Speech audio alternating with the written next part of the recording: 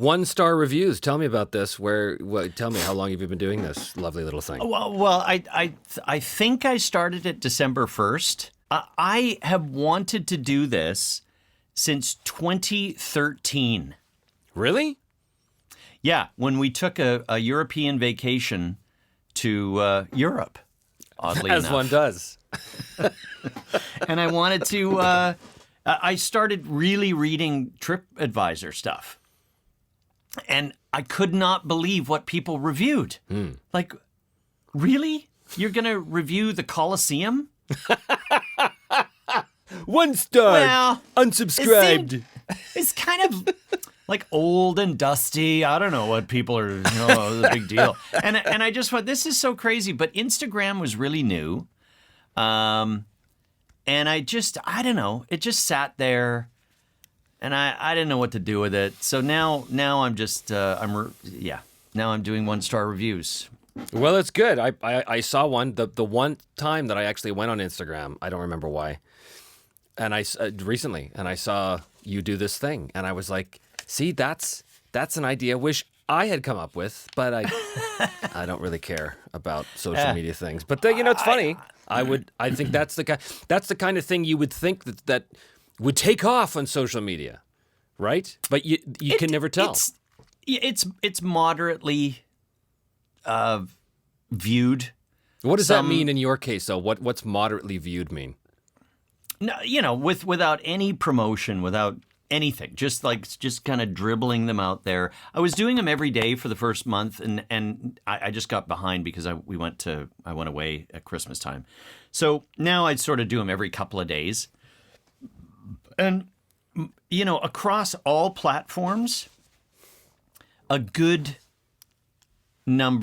aggregate number would be maybe 6,000 views. See, that for most people, including myself, I can't even dream of 6,000 views on Instagram.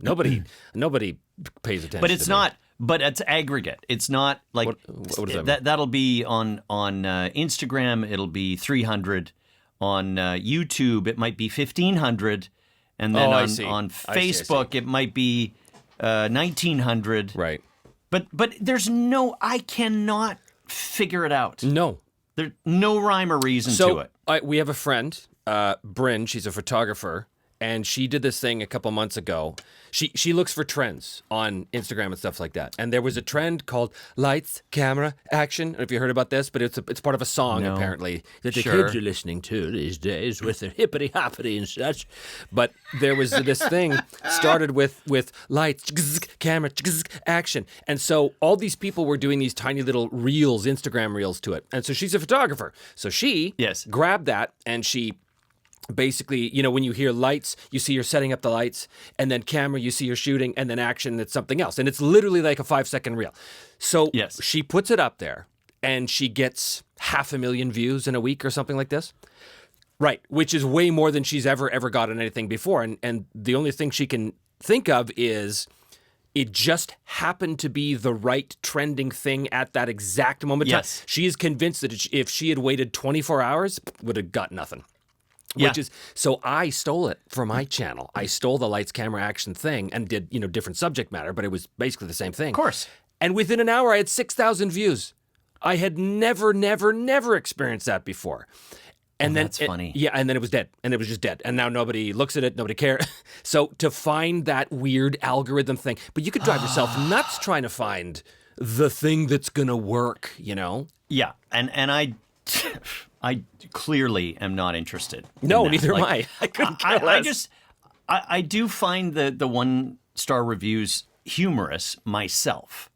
So I'm just going to keep doing it, and if something clicks, fine. Right. If it doesn't, it's not the end of the world. It's just like, might as well do that. Right. That's my whole thing with this too. When I started doing my channel there, it was just for fun, and then they started paying me, so I have to take the money. But up until that though, it was just for fun. Yeah. And it was great, and I couldn't care less what people thought or anything. And there's such a freedom in that.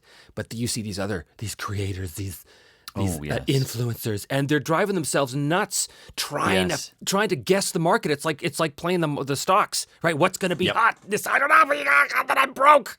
Ugh. Yeah. To hell with it. I stole. What did I steal? I stole something. I stole.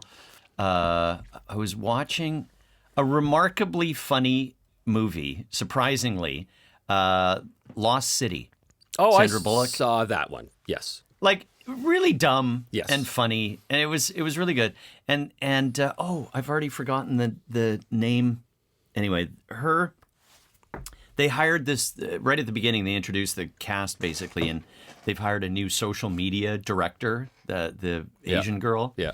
And she's typing in hashtag this, hashtag that, and hashtag. Oh, who's the Canadian pop star? Not Justin Bieber, the newer one. There's another one. Yeah, it's kind of a Latino name. Shawn Pop- Mendes. Sure. Shawn Mendes. Hashtag Shawn Mendes. And I thought I'm going to hashtag one of my 1-star reviews with Shawn Mendes just for fun. It did nothing. It didn't matter. It would have been great if it did. You get a phone call know. from his publicist. Cease and desist, please. Stop hashtagging us. I know. Now, okay, what's going on over here? I'm looking. I'm back in tech issues. Disk not ejected properly. Well, it was never ejected at all. Yeah, I get that sometimes on this too. Let me make sure it's still there. Wait, hey, well, it's not, but I'm not going to worry about it because it's when I save it that it matters. So you're recording on your good camera directly to your computer, not to the camera itself. Is that what you're telling me? Yes. That's weird. And I'm looking over at the computer and I go, oh, look at the mess on the floor. I hope no one sees that. The fans will be very upset with, because they, the fans see me as sort of a Felix Unger. Of course. And hopefully our fans are old enough to get that reference. No, I don't think any of them are. I don't think. know. No. Only our colleagues get that. I was getting my hair cut yesterday, and I said, like, a client had walked in who forgot to pay, like he went to a bank machine or something. He comes back. There's a Canadianism. Bank machine. Bank machine. That's right. Yeah. Was And it by the and comes in- parkade? Yeah, and he's kind of like he's kind of a tall guy, and he says, here's your money, great haircut, and then he kind of wanders off, and I went, holy crap, that guy sounded like Super Dave Osborne. Oh, wow. Nobody? Nothing. Nothing. Wow. And then I went, do you watch Curb Your Enthusiasm? Yeah. Finkelman, the guy with the voice. Oh, yeah, I know him. What was his that's name? Super Dave Osborne. I think it's Hammer. Funk. Isn't it Finkelman? No, or no, Funkel? something Funkstein. Funk. Wasn't it a Hammer? I thought it was something Hammer. Oh, Funkel, maybe. Hammer. Oh. It's embarrassing. I love that show. And I can't Yeah. remember the name of one of the characters. Well, then whatever. we're off to a good start. What's his name? What's his... Funkhauser. It'll come. Thank you. Funkhauser? Is that it? Funkhauser. Funkhauser. That, yes. Whatever. Yeah, Super Dave. His voice has, all those guys, every sort of male character on Curb Your Enthusiasm scares my vocal cords because you hear Larry David, and then you hear Jeff Garland, and then you hear Funkhauser, and I'm like, stop it true. with that old Jewish man voice because it makes me seize up in my throat. Makes me think, what if I could only sound like that? What if that was it? It's true. Terrifying. And Bob Einstein, Yes, Super thank Dave's you, yes, real name, right? That I remembered. I mean, he sounded like that forever. And his brother, Albert Brooks, Right. also Right. has a similar thing. But he had some sort of like something bad, like a malady, like a throat cancer or something. Really? And he had a big medical issue. This is years ago. And I went, oh, well, I guess that's why he sounded so. But his older brother, Bob, has sounded like that since the beginning. So I don't know what that is. Yeah. Oh, and fun fact, since we're talking about Bob and his brother, Albert, his last name is actually Einstein. Oh, so, well, there you go. So he changed that. Yeah. Stage name, Albert Brooks. I think we've already Anyway. got one of those. Yeah. Boy, this is interesting stuff. Isn't it just fascinating? But this is what we said, We're just counting on the fact that we're interesting people and that for some reason people are going to listen, which I think is very presumptuous. Well, I thought that your initial response to, hey, why don't we do a podcast, was perfect when you said, well, at least no one else is doing it. Well, yeah. It's gold rush time. Yeah. And and I've talked to you about this before, off the mic. I've talked to you about this before about how I had one of the first podcasts out there, man, in 2004 or 5. And I had Voice Print with Trevor, Devall, and guests, which was me talking to my voiceover colleagues. And of course, you were on the show, and we just talked about stuff. And at the time, I thought, this isn't going to go anywhere. Nobody's going to listen to radio talk stuff on the internet. That's not going to go. And, if I had actually maybe advertised it or took it seriously, even remotely, maybe I, too, could have been Joe Rogan. How do you know? How do you know? Exactly. You just have to do. And there's a lot to be said about timing. And you were, I was happy to do your show because I thought, well, this is neat, But at the same time, it just wasn't in the zeitgeist of like, people knew what podcasts were, obviously. Yeah. But that was in the era of you listened to a podcast on your iPod. Right. And now, like, I wonder how many people even know what an iPod is. Right. Or even, make that association whatsoever. It's going to be one of those things where 25 years from now, the kids are going to be like, where does that come from anyway? Podcast. What is that like? Yeah. What does that mean? Yeah. Or we can go deep. Like, how about phone? Well, it ceases to be a phone, that thing in your hand. This is a freaking computer. True. That makes Skype calls, really. Yes. Like a telephone. A telephone. I hear they're including that app on the iPhones now, is the telephone app where you can speak to another human being in real time, audio only. It's weird. Ew. Yeah, I know, it's Who weird. would do that? Why? And why would you, instead of being able to, text, which is so much easier. When texting started, I thought, this is so stupid. Why are you putting all of this effort when you could just talk? And now I'm completely on the other side. Now, me too. Money. Well, there is a lot of wisdom to that because for information, like pure, I need you to know X, Y, Z. A text is the best because you guys, it's just meet me at the right. Or the plumbing fixture is dripping from this area. Instead of, well, kind of goes to, Yeah. Anyway, the small talk. I love talking. Yeah, me too. And which is with text. What this is all about, isn't it? That's true. People get mad at me when I use the text for what it's really best at, which is cutting through the small talk. Like they'll say, so we were thinking about going to this place, and what do you think? And I'll say, yes. And they'll be like, oh, with just one word response? Yes. Yes. Yeah. You're mean. You're mean. Talk to me. We're going to see each other at dinner. We'll talk like humans then, but this texting back, what's the point of that? I don't know. There is a point, and you don't understand it because you're mean. These kids these days. That's what I'll say. And how many emojis do you use? Actually, I've become a 17-year-old girl. I'm all about the emojis. It's because they're fun and stupid and fun. Sometimes,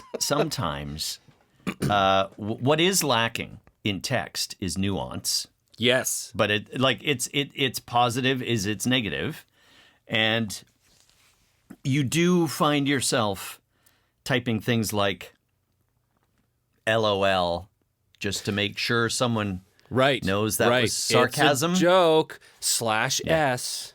End of sarcasm here. But here's the thing.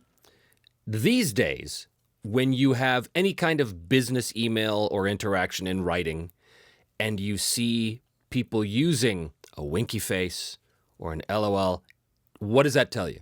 Does that even register? Or have we just accepted that, I guess this is how professionals talk now, is like school children on their texts and emails. Well, winky face. You're fired, yeah, winky face. LOL. There's there is a I don't mind it, but it has to be very specific. Like a smiley face or LOL is about the limit when you're speaking, businessy things. So and again, it's only just to make sure someone knows you're Context. being light a little bit. Not so necessarily the sarcasm. unicorn emoji is right out then from the completely business partner. Right. Yeah, no. Or kitty cat. Kitty cats, yes. Although the pile of poo sometimes could be, depending on how close you are with the business associate. I think I may have used that. I don't know.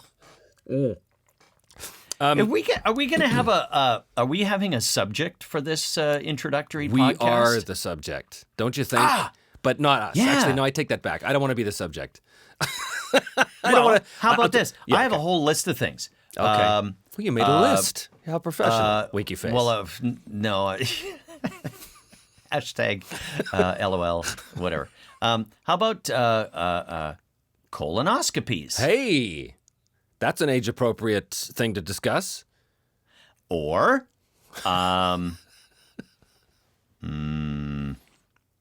That's it. that was all I had. Well, that's a good one.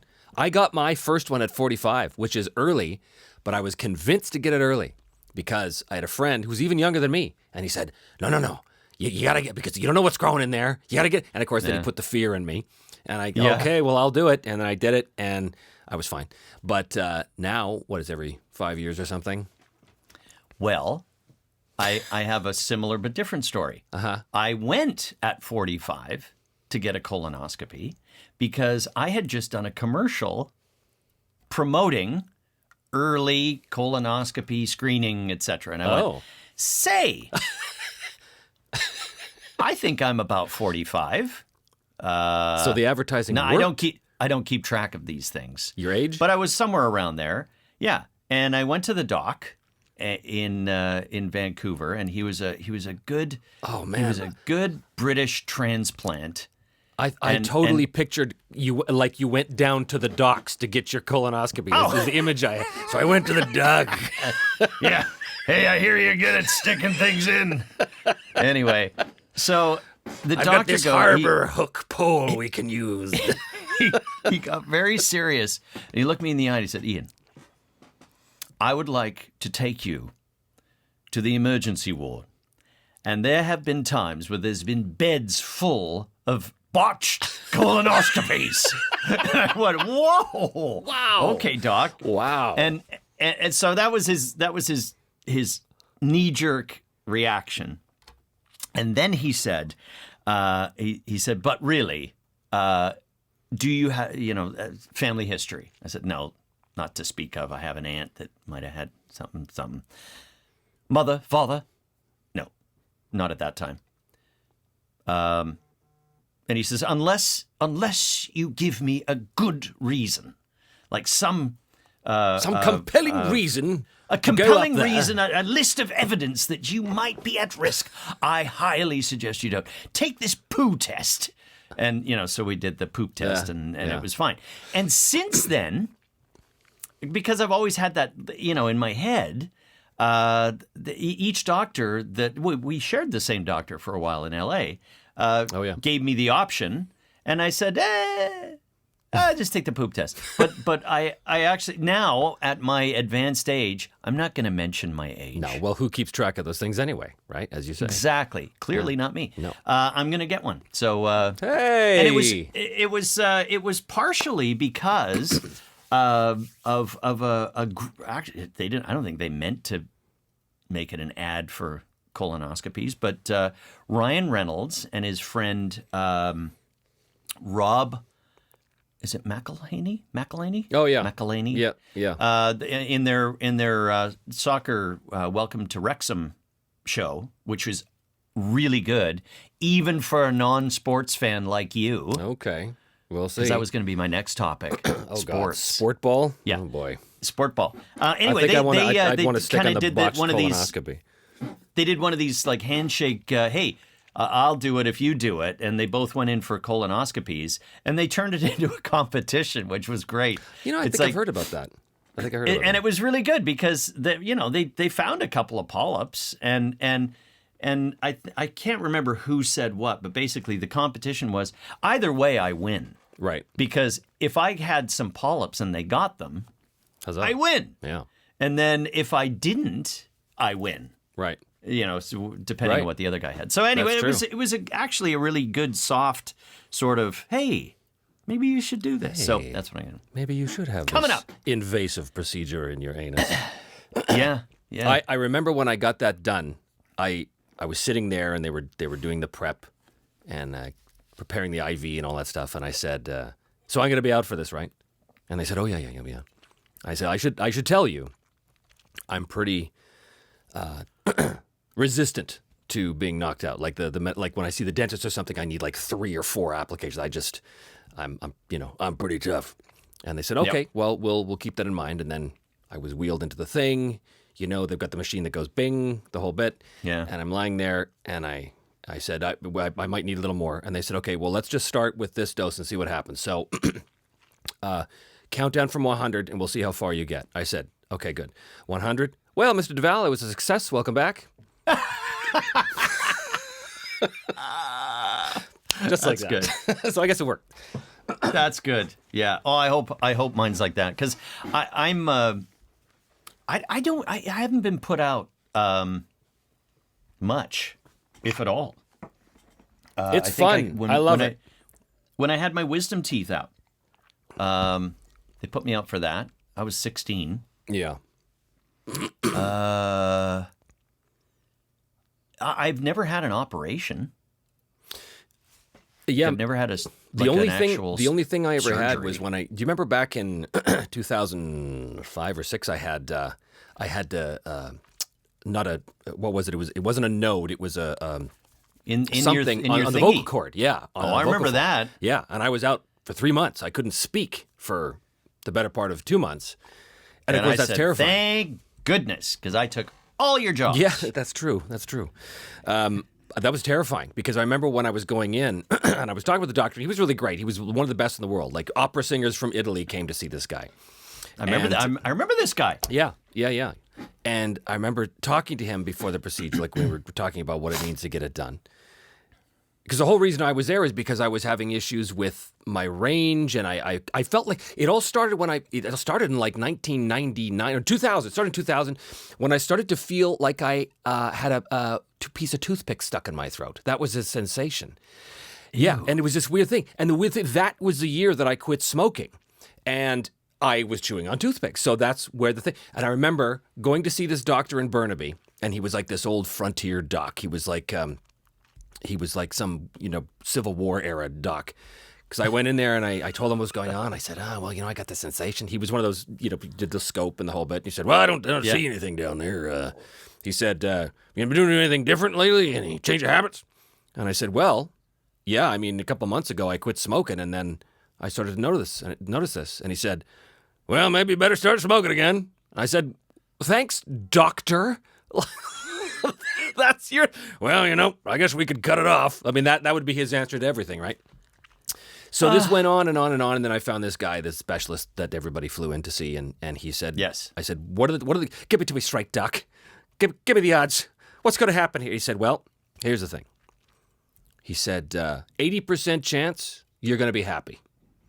There's a 15% chance that it's going to be better, but you're not going to be happy. And there's a 5% chance you'll never work again. I said, well, I said, give it to me straight. I didn't mean give it to me straight. Yeah. I said, well, this is the same operation that Julie Andrews had, right? And he said, yeah, I didn't do that one.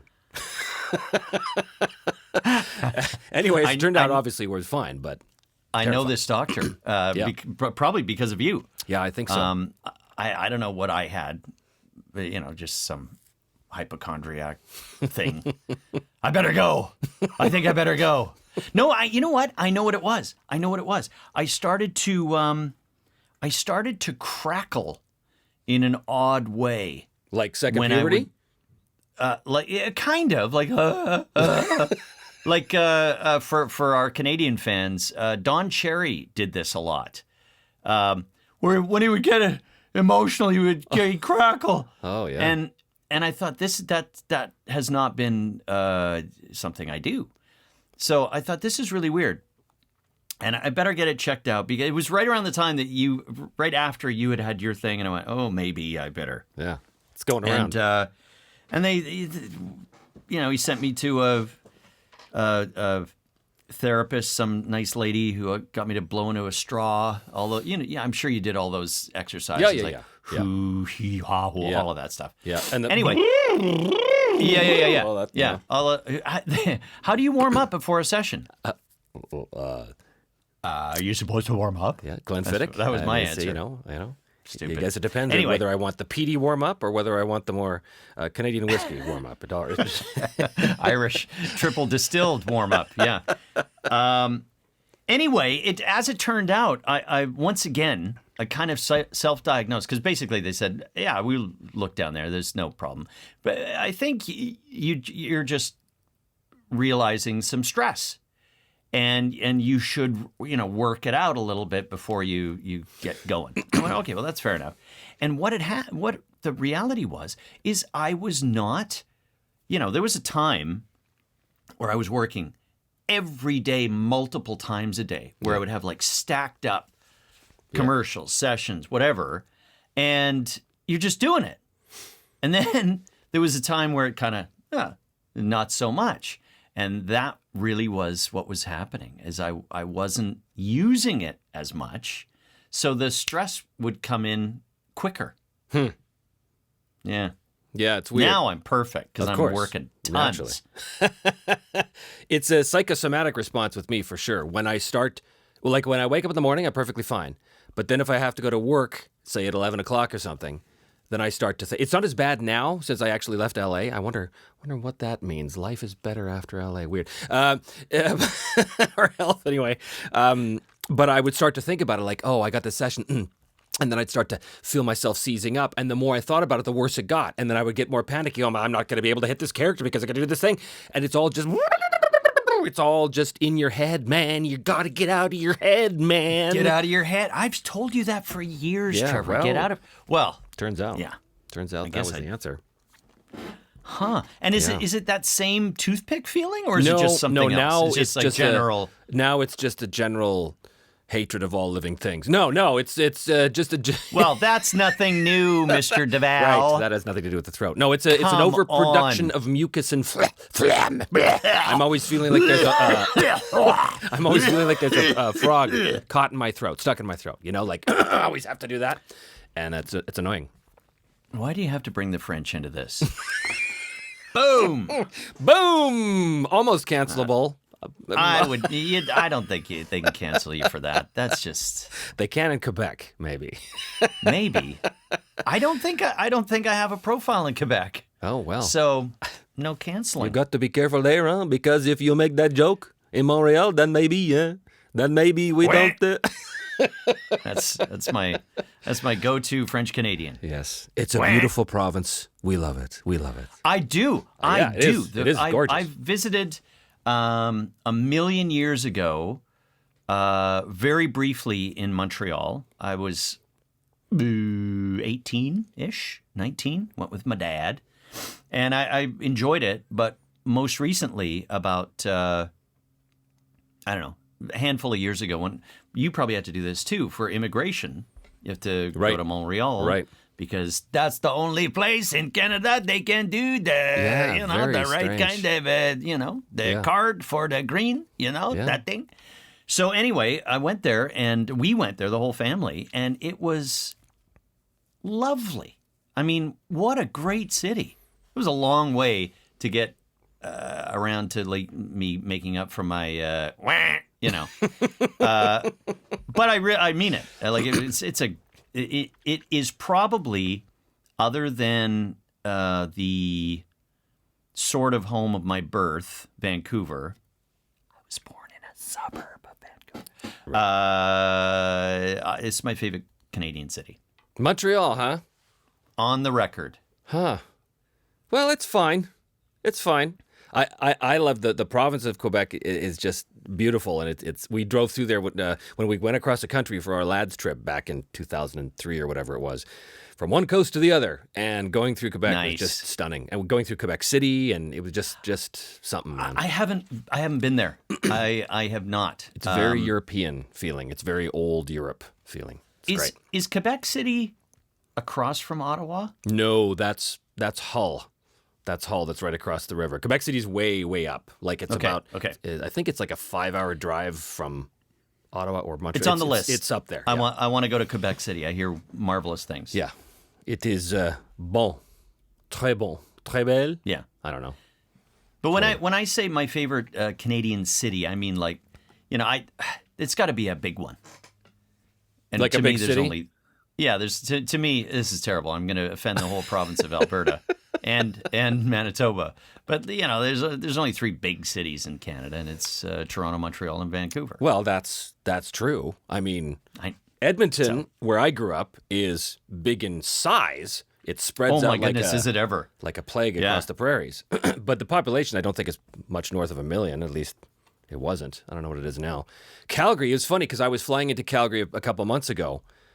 And flying over it after having lived in Vancouver and LA, and I was flying over Calgary, and all I could think was, "Oh, what a cute what a widow city." That's so, which sounds really condescending, and I suppose it is. Yeah, you are. Yeah, true to form, Devall. I mean, very pretty to look at from the air, but that was my thought was, "Oh, this is so. Who lives here? Does anybody live here?" But then again, I thought about that when you fly into LA and you fly over the downtown, you go, that's not really that big at all. Like the downtown. Downtown LA is like tiny. It's not anything. Well, it's tiny. It's essentially Calgary sized. It's just it's not that big a deal. And not many people want to go there. No. There's some scary neighborhoods, and that is not unique to Los Angeles, because there's some pretty freaking scary neighborhoods in Vancouver as well. Well, I lived a block away from the worst. You did? One of the worst of them for a long time. Mad Max. Yeah. Where's the Thunderdome? Right down that way. Yeah. Get through the tents and Ooh, it's bad. Bad stuff. I'm actually going. I'm going back to Vancouver in March, very briefly, just a couple days, and it'll be the first time I've been there since they shut the world down in March. Ooh. I remember when I flew back, the last time I was in Vancouver, I was up there, I think we were working on Johnny Test, and I was flying back to LA, and I remember that morning, this was March the 11th, 13th, something like that. It was like the weekend that everyone went, okay, that's it. No more toilet paper, no more nothing. Yep. But I remember flying back, and I got on the plane, and there was nobody on the plane. It was like me and 2 other people way down in the back, and I thought, am I supposed to fly this myself? Like, what's going on here? But it was a surreal thing, but it hadn't set in at that time yet, like what was about to transpire, I think I was supposed to be there as well, and I for that session, because they were making a big hairy deal about being there in person, and and boy, has that changed. Yes, in many ways for the better, but. So here's my, just hang on, watch your feet, because I'm about to drop a name. Okay. I had just worked with Tom Hanks. Oh, right, on the Greyhound thing.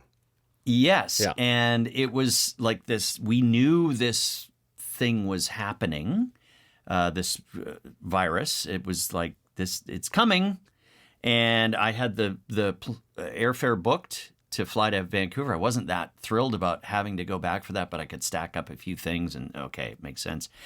And we got the news that night that actually, hang on. Yeah. So I had worked with Tom months prior to this, like one-on-one, but this session, the one I just did, was March 13th or whatever it was, 12th, whenever that D-Day was. Yeah. And his partner was there. And, Hollywood, right? There's handshakes and hugs all around. Yeah. And that night, Tom was already in Australia, and he was like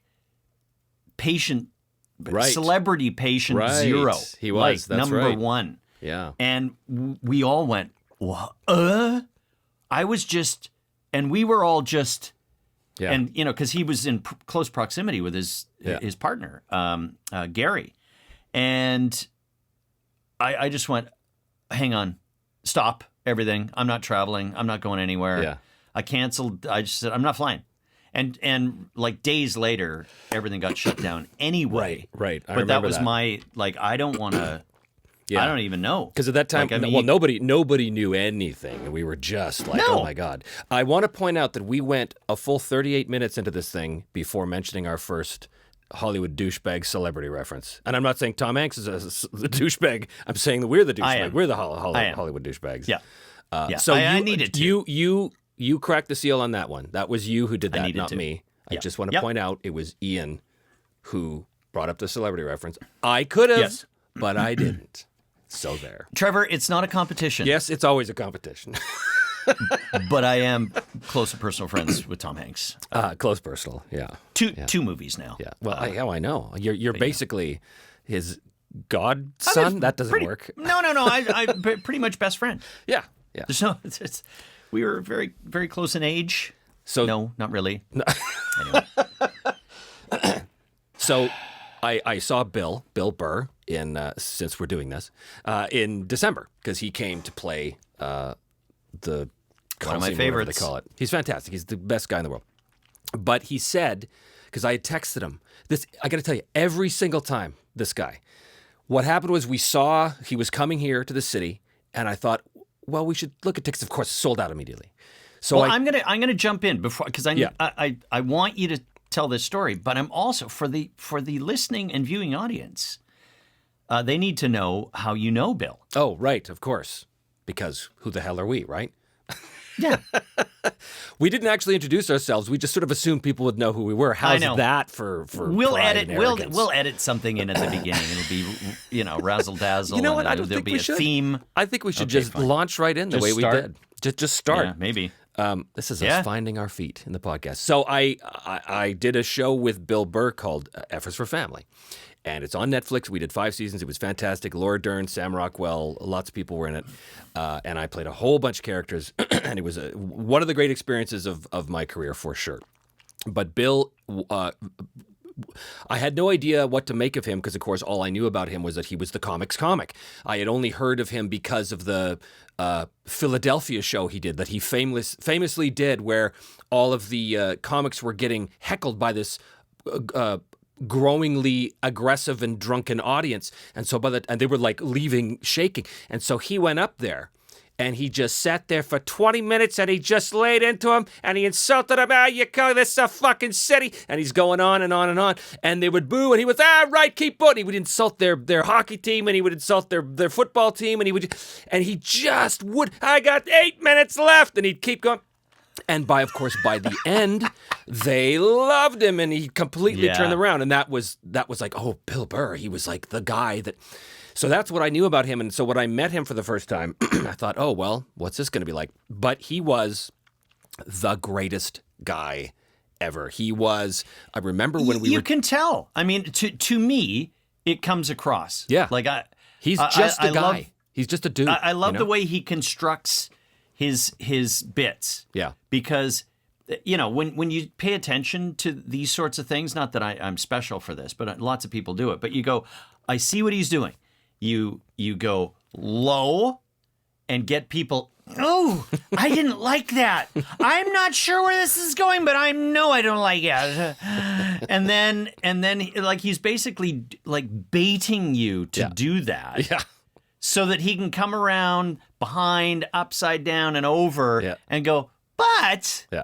And then there's the punchline. You just go, oh, that is so the craftsmanship. Yes. Very much so. He's fantastic. Anyway, I'm sorry. I think I but interrupted you. as an individual, as a person, he's just he's just exactly just a regular guy. He's respectful. Nice. He's just the first time he saw us do a group record, it was me and Debbie Derryberry and Kevin Michael Richardson, I think. I can't remember, but there was 3 of us. in the room. This is the first season, one of the first records we were doing. And we were playing these scenes and jumping back and forth between characters. And he was in the booth, and he'd never seen anything like this before. So he was just like, he was like a kid at Christmas. He came in afterwards and he said, how do you guys keep track of all those characters in your head? I'm like, it's what we do, man. And he's like, this is fucking amazing. You guys, it's unbelievable. So he was just thrilled by this. And so he just loved that part of the process. He took the job very seriously, though. Like he is a very serious comedian when it comes to like producing that show. He was very, very, very careful to make sure that the jokes were hitting in exactly the way he wanted them to hit. He didn't like to pull any bullshit cheap, gags. Like he talk about construction, right? He treated the script construction of that show just like he did his own acts, and you could feel that attention to detail when you watch that show. But anyway, the point is that as the years went on, every time that he would do a show, I would text him and say, hey man, any chance you could, I got some friends that are big fans, and boom, within 30 seconds, done. VIP tickets, whatever, backstage, the whole bit. Come back and see me after. Every single time. We go back and see him, and he was just the greatest. So when we saw him here, it was the same deal. He was coming here, it was the last night of the tour.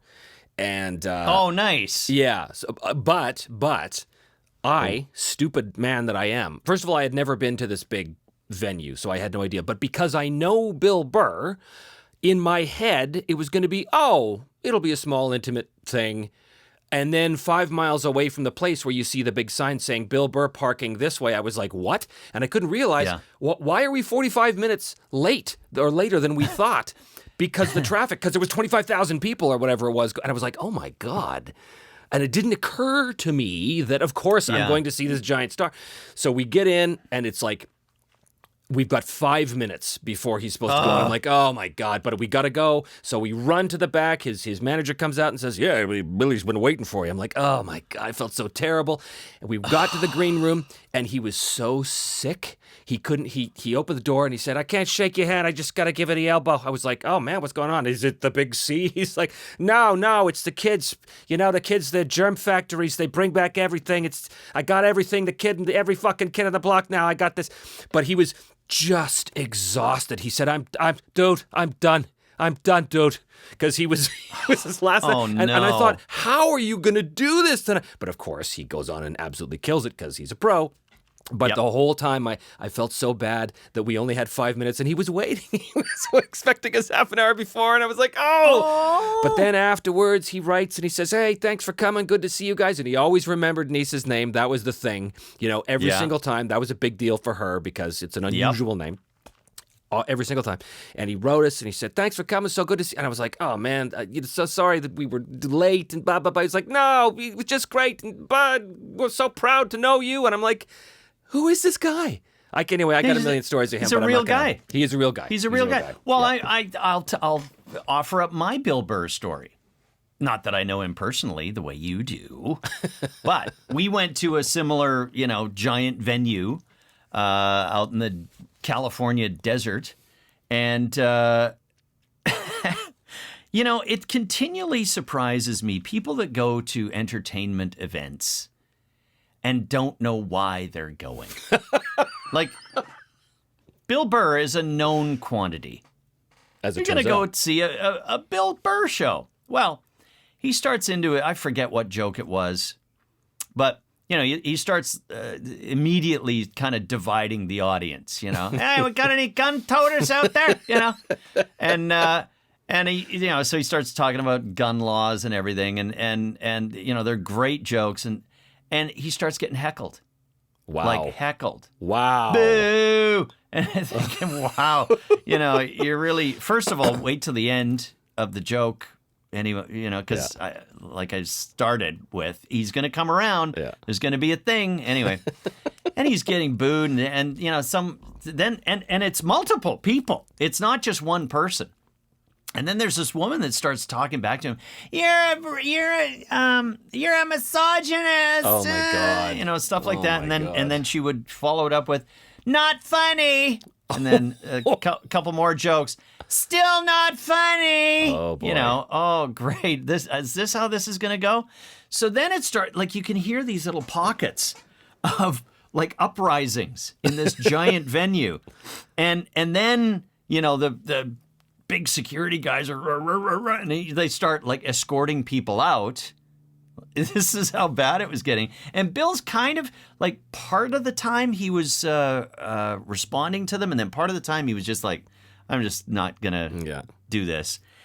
And it ended up at one point there was a scuffle. So someone's fighting about something. Oh, my God. And then those people start, and we're sitting kind of up here, and these are all on the floor seats. And I'm just going, I'm a little out of my element. This is the neighborhood where there might be people with guns. And, it's America for one thing. And I'm watching just kind of self-preservation mode, right? Anytime I'm in a group of people, where's the exits? Right. What do I do if something happens, right? And this was one of them. So a guy ends up, we're watching this scuffle, and then there's more security guards that come. And then I see this light that looks like welding. Bzz, bzz, bzz, bzz, bzz, bzz, bzz, bzz. They tased him. Oh, my God. They tased him and Bill is still doing his stuff. That guy gets out, and like people are going, what in the world? And like after that show, we were out of there so fast. Like, let's just get to the car and get out. Like, I don't know where this is going, right? Oh, my God. And Bill does his podcast The Monday morning. a couple times a week, Monday, whatever it was. And he referenced it like chapter and verse in the intro. He goes, I just played the weirdest show I think I've ever played. And it was like he knew most of what went on. And he goes, I heard someone got tased. Oh, boy. What? Anyway, so for any of you Bill Burr fans out there, go look that one up. I forget what month it was or anything. You had told me about that before, and I wanted to ask him about that when I saw him in December, but there was no time. We barely had time to say hello and good luck and all that stuff. But I was in my head. I was like, I got to ask him about the California show. I got to ask him about the Palm next Springs, wherever it was. time you go when you're taking me, your good friend, as your +8. Of course. We can do it then. Okay, and you're right. You can regale him with your version of events of what happened on that show, and that'll be fun. Yes. I think talking about celebrities is both distasteful and the best possible thing we could do to get people to listen to us. And I hate agree. that, but it is. I think it's. I think it's Yeah. true. It's 50 minutes now and counting, according to my clock. Yeah. I think we're good for today. I don't want to talk to you anymore. Okay, that's fine. I don't want to talk to you either. I didn't want to in the first place. No, well, neither did I. But there's you can't see it, but there is a gun to my head. You can't see it. I hate you more. Thanks for listening, everybody. We'll be back on the ReActors at some point soon. We're going to do this, I think, regularly with regularity. I'm not sure what that's going to look like yet, but I think send in your thoughts and prayers. No, yeah. Ideas, Thoughts and questions. All this gun talk. Thoughts and prayers. Thoughts and prayers. It's just automatic. As soon as I hear guns, thoughts and prayers. No, but I think wouldn't it be great if we had listeners that said, "Hey, what do you guys think about this?" Yeah. But you know what it's going to be? It's going to be mostly questions like, so on this anime that you did, what did you think of this episode? I know. And then I'm going to go, hang on, let me look that up.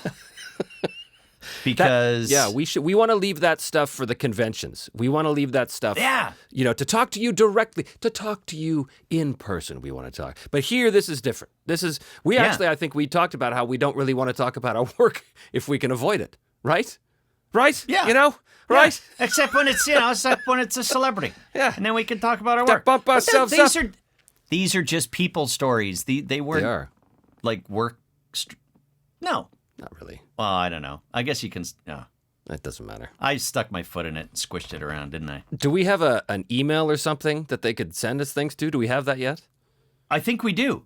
And if I'll have to look it up. No, I think it's called the ReActors podcast at gmail.com. Oh, we don't have a ReActors website yet? We don't have that taken No, we care do of? have an Instagram page. That's like a website, a really tiny one. Right. We should probably get that before we release this. Yeah. if we can. Yeah. Yeah, let's do that. Yeah. Let's do that. I'll look after that. Okay. All right, I'm going to stop recording now. Thanks, everyone, for listening. This is Trevor and Ian talking to you. Till next time, you maniacs. All right. Look forward to it. All righty. Ciao, Bye. ciao. I'll see you next time.